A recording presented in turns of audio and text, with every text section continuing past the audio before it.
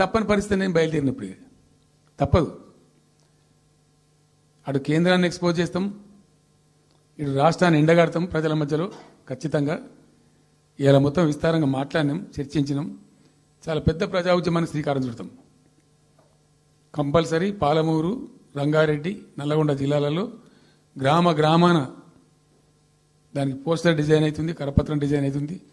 ప్రజా ఉద్యమాలు చేస్తాం, పెద్ద బహిరంగ సభలు పెడతాం. నేను స్వయంగా అటెండ్ అవుతున్న బహిరంగ సభలకు. ప్రజాక్షేత్రంలో ఈ ప్రభుత్వం యొక్క నిష్క్రియాపరత్వాన్ని ఎండగడతాం.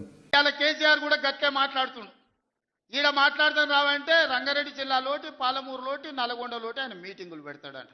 నువ్వు మీటింగులు పెట్టకపోతే సంతలో పోయి బర్రెలను కాసుకో. మేము వద్దంటున్నామా? మాదేం పోయింది?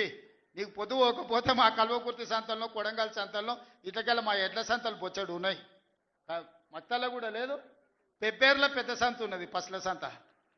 పోయి ఆడ పసల కాడ పోయి బర్రం కాసుకోపో. నేను వద్దంటున్నానా? నాదేం పోయింది?